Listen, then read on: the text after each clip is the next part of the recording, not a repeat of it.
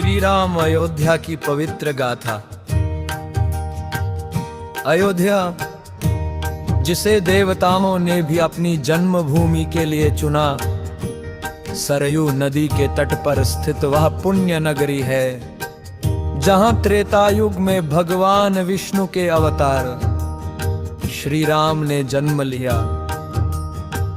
अयोध्या को वध्य कहा जाता था, यानी जहां किसी का वध नहीं हो सकता, क्योंकि ये धर्म सत्य और मर्यादा की भूमि थी।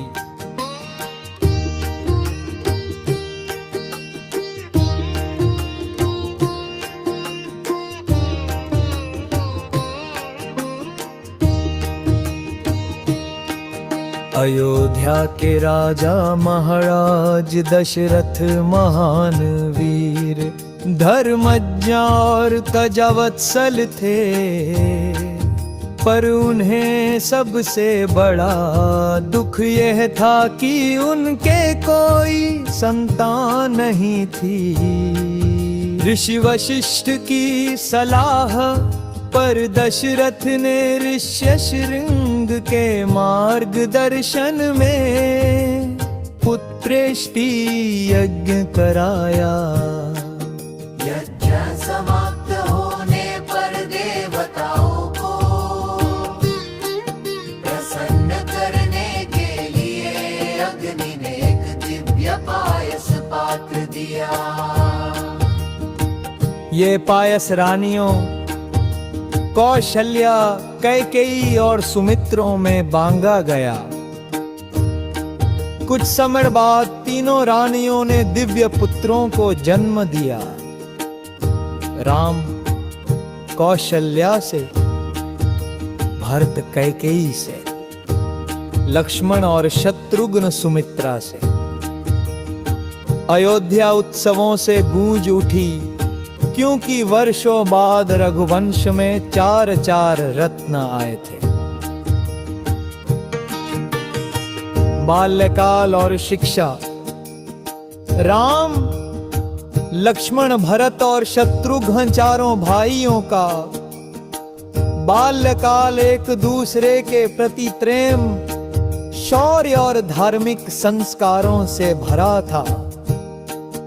गुरुकुल में ऋषि वशिष्ठ ने उन्हें धनुर्विद्या, शास्त्र ज्ञान, राजकाज सिखाया। पर चारों भाइयों में राम सबसे अधिक तेजस्वी, मर्यादित, सत्यप्रिय और विनम्र थे। अयोध्या की प्रजा उन्हें अपने पुत्र की तरह प्रेम करती थी। लक्ष्मण राम के प्रति अत्यंत सभाप्रद रहे। भरत धर्म के प्रतीक थे और शत्रुघ्न भरत की सेवा में अकेलाते थे। विश्वामित्र का आगमन और ताड़का वध। एक दिन ऋषि विश्वामित्र राजा दशरथ के पास आए और यज्ञ की रक्षा के लिए राम और लक्ष्मण को साथ ले गाग उक्रात शरद। दशरथ चिंतित हुए, पर गुरु वचनों का मान रखते हुए उन्होंने राम को भेजने का निश्चय किया। राम लक्ष्मण ने ऋषि विश्वामित्र के साथ अनेक असुरों का वध किया। ताड़का सुबहु मारीच को भगाया। विजयों से राम का यश चारों ओर फैलने लगा। जान जनकपुरी यात्रा और सीता स्वयंवर। मिथिला के राजा जनक अपनी पुत्री सीता का स्वयंवर आयोजित कर रहे थे। वहां भगवान शिव का धनुष रखा गया था, जिसे कोई भी वीर उठाने में सक्षम नहीं था। विश्वामित्र राम को लेकर स्वयंवर में पहुँचे। सीता ने राम को देखते ही मन उन्हें पति रूप में स्वीकार कर लिया। विश्वामित्र के आदेश पर राम ने शिव धनुष को सहजता से उठाया और खींचते ही धनुष टूट गया। यह घटना देखकर पूरी सभा स्तब्ध रह गई और सीता ने बड़े आनंद से राम को वरमाला पहनाई। अयोध्या और मिथिला में विवाह के मंगल गीत गूंज उठे।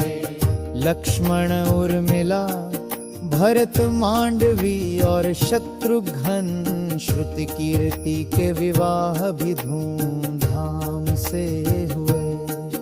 भावी अयोध्या लौटना और राम का राज्याभिषेक तय। कुछ वर्षों बाद दशरथ प्रदग्ध होने लगे। उन्होंने निश्चय किया कि राम जो गुण नीति और पराक्रम से श्रेष्ठ है, उन्हें अयोध्या का राजा बनाया जाए।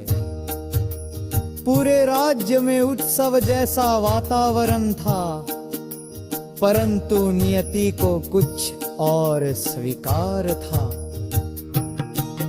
कैकेयी का वरदान और राम का वनवास।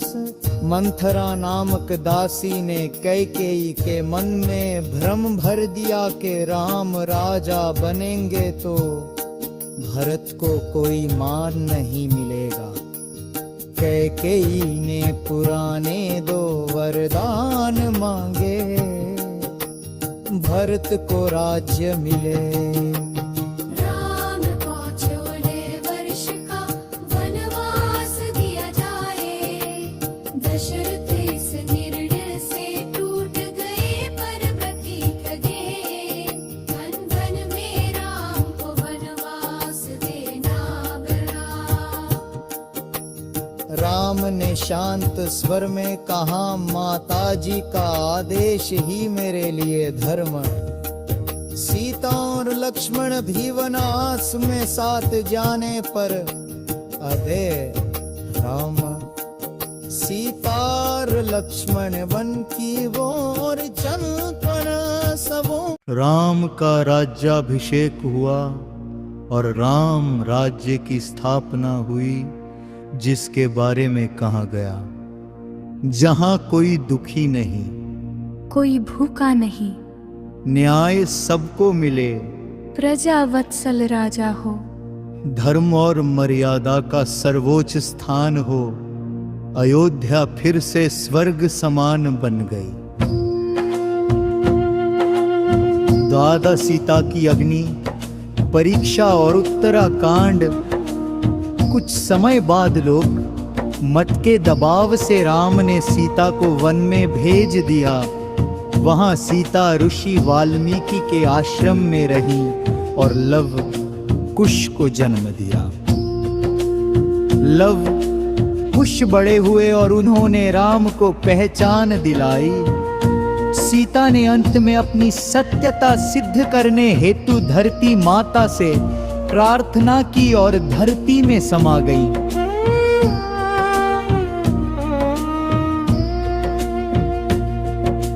राम ने वर्षों तक अयोध्या में राज किया और फिर सरयू नदी में जल समाधि लेकर अपने दिव्य धाम लौट गए।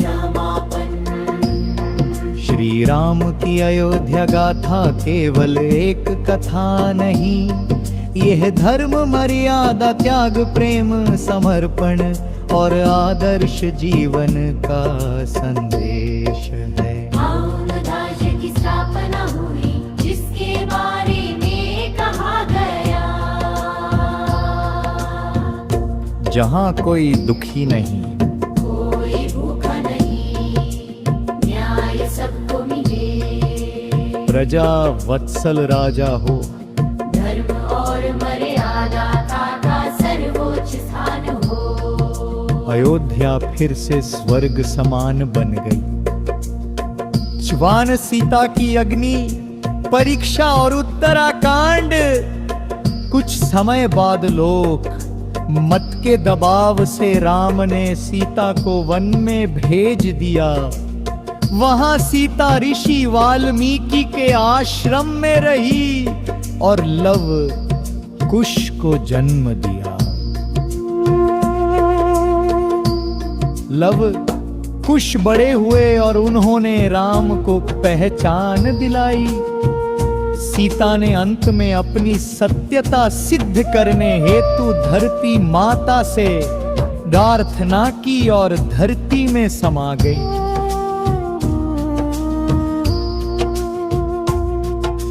राम ने वर्षों तक अयोध्या में राज किया और फिर सरयू नदी में जल समाधि लेकर अपने दिव्य धाम लौट गए। श्री राम की अयोध्या गाथा केवल एक कथा नहीं, यह धर्म मर्यादा त्याग प्रेम समर्पण और आदर्श जीवन का संदेश। श्री राम की अयोध्या गाथा केवल एक कथा नहीं, यह धर्म मर्यादा त्याग प्रेम